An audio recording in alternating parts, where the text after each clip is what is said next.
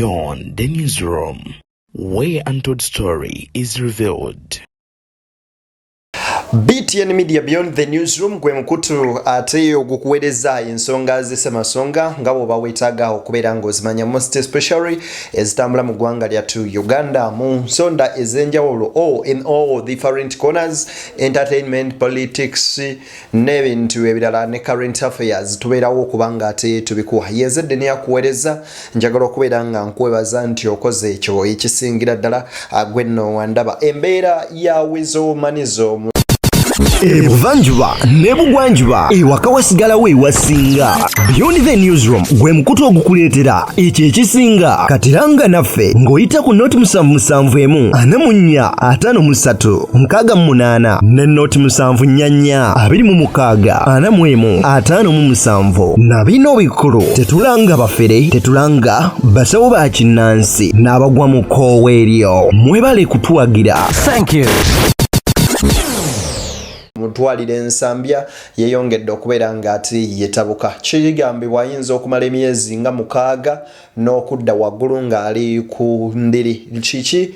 ogubwe yatomeddwa mukyala we leero baavudde ku ki byonna maze okubeera nga mbifuna ngenda kubeera nga ate imbekuwa butereevu nnyo nnyini ddala poliisi y'e Kabalagala ekutte Sandra Teta mukyala we ne muggalira era ngenda kubuulira ebiri mu fayiro eyo kakati ate ye mukyala amanyikiddwa nga Desire Luzinda amaze okutuuka mu ggwanga lyattu Uganda era nayanirizibwa oyo n'agambibwa okuba muninkini we Levikson era nga kigambibwa okuba nti bagenda mu mikolo gyabwe nti Levikson wakubeera nga yanjula omukyala ono Desire Luzinda abamu gwe bayita namukadde kakati ate ye speaker Anita Among agudde mu mbi za Rebecca Kadaaga eno ewuwe byeyongedde okubeera nga ate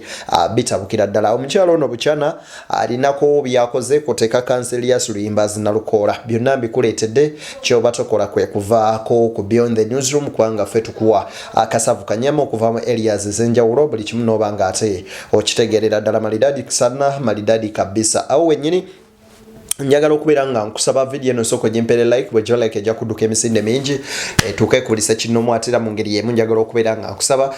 kwatana twegatako mu butongolo obeere ng'otwegatako ng'osubscribing akona mukagamba osubscribe omala okone wali eri waggulu okateke ogye mu personalize okone mukade okajye mu personalize okateke mu all of ne notification ku mboozi zonna zetuteekayo katutandikire wano ku nsonga za musajja mukulu Wizo Manizo ono Wizo Manizo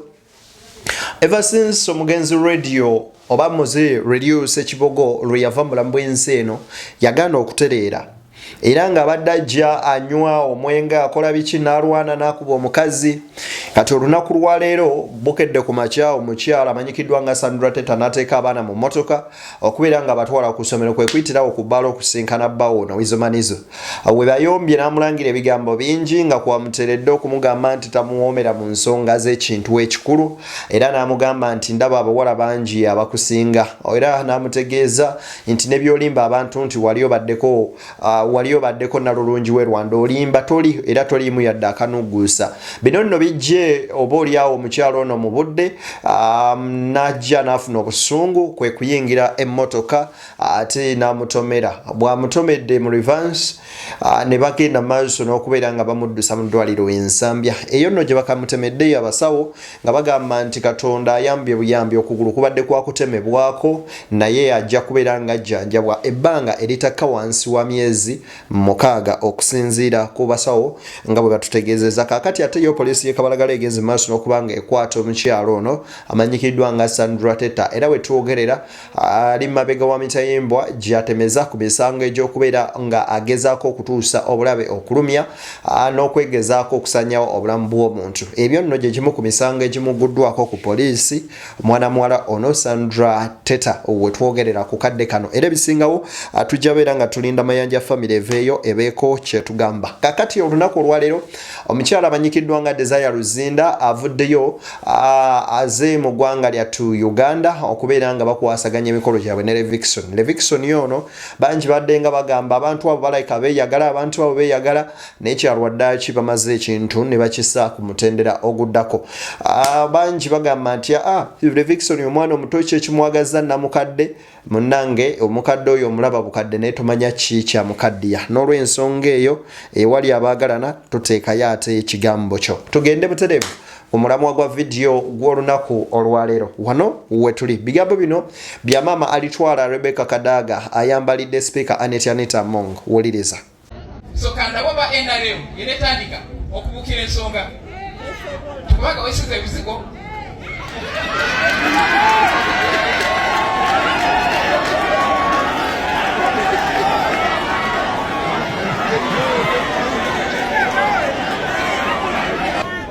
weekendo ebaddeyo olukiiko olwa basipiika b'ensi yonna naye waffe tagenze tasobola gendayo talina wayita lwakubanga aliko envumbo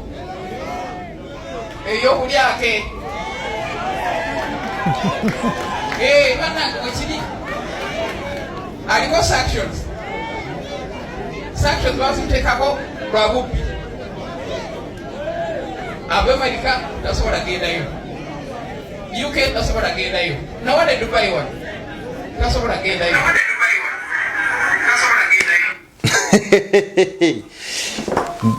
nze Deni akuweereza era akutuusako ensonga zonna nga bwetaaga ozimanya eyali speaker wa Parliament atukiikirira wali eri mu East Africa omukyala alitwala Rebecca Kadaaga avuddeyo n'ayambalira speaker wa Parliament n'agamba katulabe NRM bw'enagenda mu maaso olw'okuba omwesizi w'ebizigo yayeyerusa yajja takubye munyo abali eyo mukipika mu muliro kati amutegeezeza nti katulabe nti yayeyerusa ebizigo yeesiga ebizigo anaatwala NRM mu maaso jjukira nti ekibalwanya bonna yentebe ey'okutuula wansi wa General Museveni chairman we NRM Rebecca Ritwala Kadaaga bamukuba tteke bamugamba fuluma ekintu naye agamba sijja kifuluma era bw'otunulira mu Busoga region ku babaka bonna abaali bayimirira ne speaker Anita Among kyova olaba incumbents abangi bonna baagwa lwa mukyala amanyikiddwa nga alitwala Rebecca Kadaaga era mu Busoga region yayitamu yekka yebba wa Among amanyikiddwa nga Moses Magogo mu kamyufu NRM ono atuuse n'okumulangira nti ensi yonna ekimanyi nti mulyake muli wanguzi kyova olaba twabadde n'olutuula lw'abasipiika b'ensi yonna ne teyasobodde kugendayo ne bamala bamulaba ng'alinnyayo ekigere bwekiti nezijjukira statement ya Bobi Wine ng'agamba nti mumugambe twesange Boston olabe baavaayo ne bavuba Bobi Wine ne boogera ebigambo bingi kaakati bwe twogerera olutalo luli wakati mu kibiina kya National Resistance Movement Speaker alitwala Rebecca Kadaaga agamba nti wano wetutuuse bino tebiriimu kweyerusa bya bizigo wabula akutta omukyala gwe bayita Anita Among n'amuteeka wano n'agamba abo abalya b'enguzi abalidde ensimbi y'omwoyo w'omusolo ne bw'oba Dubai wali tasobola agendawo ne bw'oba Bungereza tasobola ate mu America yo tayinza nakulinnyayo yadde lubu lwa kigere lwa bulyake kati abantu ng'aba ate betuba tuleka mu bifo abalyake ye no yatugamba atya akadde ono omukyala Anita Among ye yatugamba nti ekyamuteekesaako envumbe ezo ze sanctions kwali kuyisa tteeka lya bisiyaga kati yali speaker munne era monna NRM avuddeyo n'atugamba nti ebyaleke kubalimba ekituufu akimanyi nti naye mulyake bali banguzi jjukira nti mu bintu bye twalinga tukola mu stories zonna ziri eri oba ozijjukira nakutegeezaako nti speaker ne deputy we mu maka gaabwe ag'omukyalo buli omu yatwalayo generator ya miliyoni 5 naye nga generator y'emu ey'emiliyoni 5 yateekebwayo ku ssente ya mwewamusolo ate nga zaayitibwa wano era ne radio ye yemu ku eyo ze basinga okuteekamu ensimbi nnyingi ennyo nnyini ddala zaalimu billions za sente I don't recall the exact amount naye ne babuuza radio eno lwaki yo yokka yafuna sente zino mbw anti egenda tambuza mirimu gya gavumenti waliwo kye tuyita corruption ne embezzlement of government funds kakati kino kyetulaba speaker eyali speaker mama alitwala Rebecca Kadaaga exposinze omukyala Anita Among to the extent nti atujjukiza n'otujjukiza sanctions ze yayina era bingi bye tufiirwa kati gomanyi biki bye badiscussinze ba speakers ba parliament bensi endala era ne bajjamu ki resolutions ki ezaavuddeyo nga ffe tetulina mukiise lwaki lwa buli ake bwe twogerako nga bagamba nti abo abaana boogera bubi bw'oyogera amazima nga bagamba oli wa nuupu bw'oyogera kiri eri oli nga bagamba oli wa kino bw'ovaayo n'osirika nga oyo yalidde Ugandans you should wake up maama alitwala Rebecca Kadaaga exposinze omukyala amanyikiddwa nga Anita Among maama Abokedia amutaddeko ekinyiga kakati ebyo nno ng'obitadde awo njagala nkuwe ku video eno ya mukyalo ono bukyana wuliriza era nababyo ono mukama waabwe ng'ali bweru Kyagulanyi oyo wadde bamubuuza naye gwe olaba otya yabaga mbu Uganda empya Uganda empya egenda kuleetebwa oyo Uganda empya eri mu Kyagulanyi basajjamu abeerimba Uganda empya mpozi ng'agenda kusomesa bana Uganda kunywa njaga gwe mugaso gwabwe gwe basinza ansa zaabadde oziwulidde Uganda erimu liiva Nayiro ebyo ebibuuzo ebiddibwamu omuntu ali ku levo y'okwesimbwa ku bwa pulezidenti ekibuuzo kyamulemye okuddamu bwe yali South Africa baamubuuza n'agamba nti kitabani kya Museveni kitamiivu kakati omutamiivu w'enjaga n'ow'omwenge tugende n'aliwa ne baba bamukutumye kukola mirimu amazima ga eyanywedde omwenge neyanywedde enjaga ngende n'ani omutuukirivu n'olwekyo ffe ebyokutukanga mbwani omutuukirivu n'olaba emmome wano nagambye mweno video gonna educate ono omukyala bukyana ne munne nga bwamuhostinga omanyi nagambye bantu bangi abakola omulimu gwaffe naye nga tebagulinaako yadde ka idea akamu bwe kati ono ekibuuzo bwe tusooka ne tukubuuza nti yali South Africa ne bamubuuza ne agamba mbu kitabani kya Museveni ekinywi eky'omwenge ekitamiivu question ki gye bamubuuza kakati ate era bw'oba tonnaba tunnyonnyola question gye bamubuuza ekibuuzo kiri nti bwe yabadde Canada kibuuzo ki kye babuuziza Robert Kyagulanyi Ssentamu ekyamulemye okuddamu and what was behind that question motive yakyo yabadde ki omanyi abazungu whenever they talk about democracy human rights olina okugenda empola naki kye bategeeza bw'oyogera ku governance n'oyogera ku human rights ebintu bingi ebijjira mu ekyo remember nti bo mu bazungu bwe bagamba nti respecting our human rights agamu ge batwala nga human rights mwe muli omuntu okukozesa eddembe lye either okusalawo bafumbirwa mwami oba mukyala ekyo ffe ate nno kye tukontana nakyo ng'obuwangwa bwaffe nti ekyo tetukikola so kati oba olina okubeera so keen ng'oyanukula ebibuuzo ebimu ebifaananako bwe bityo ekibuuzo kiri nti bwe tuba twebuuza ku Uganda empya yeeri etya Kyagulanyi bw'aba yatandise n'agamba yeah man Uganda has the most fertile soil has resources like Lake Victoria.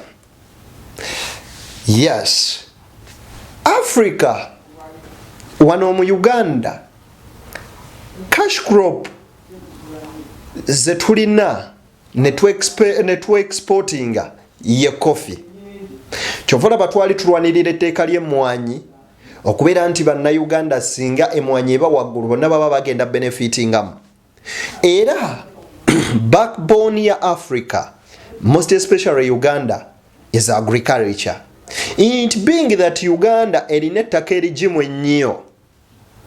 tugenda kukwata abalimi tubasoosowaze n'ebiva mu kulima.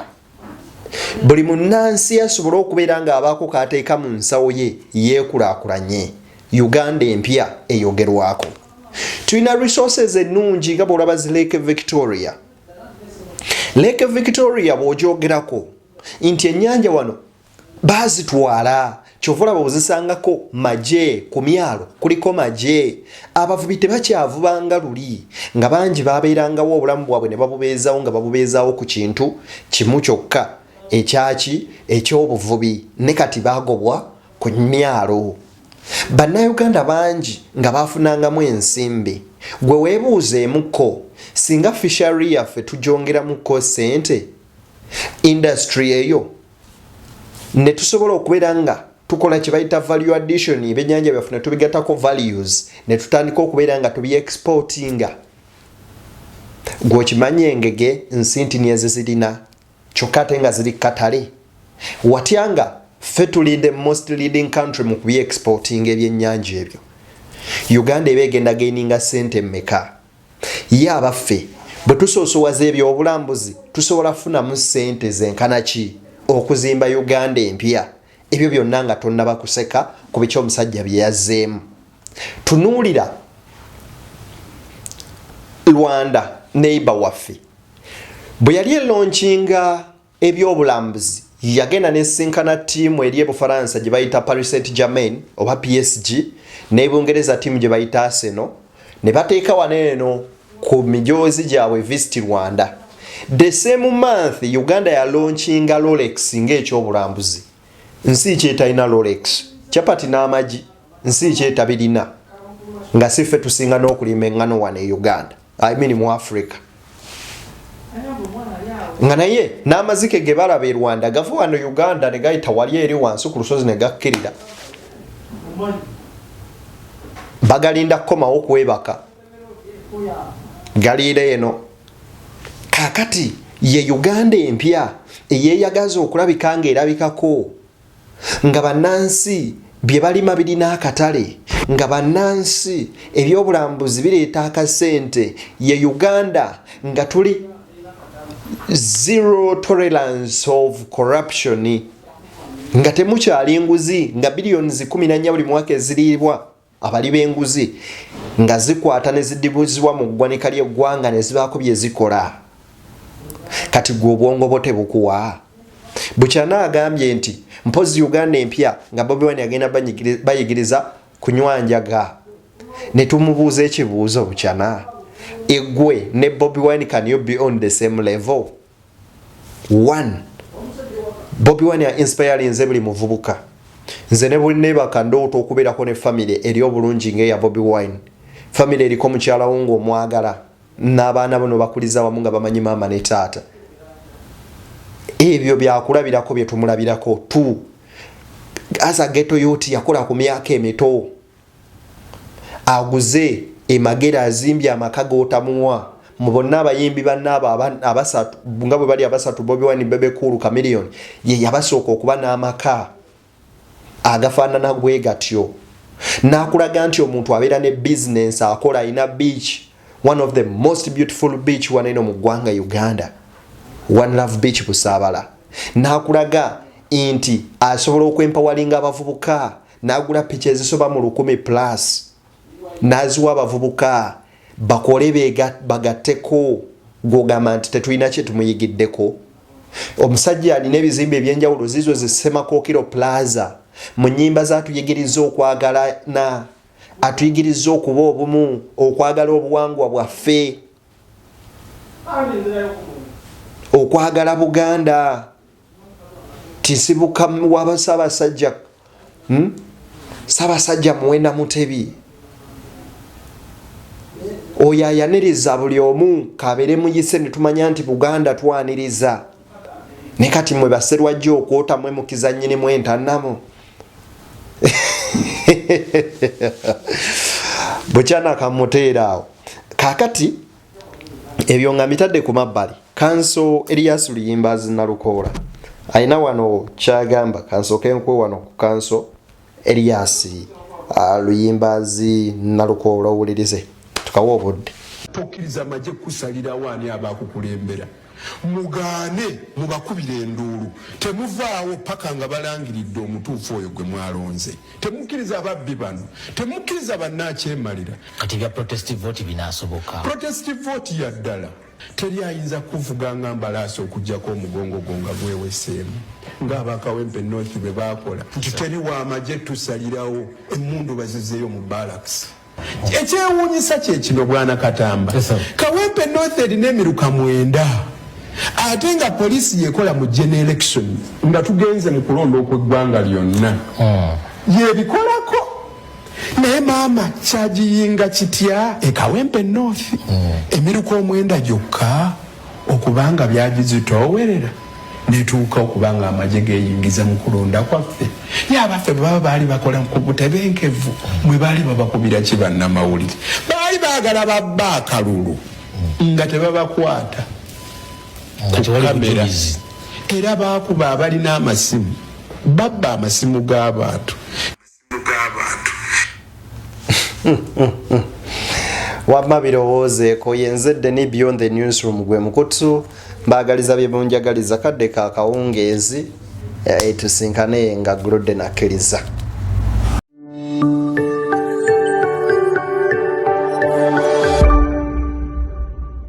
Beyond the newsroom, where untold story is revealed.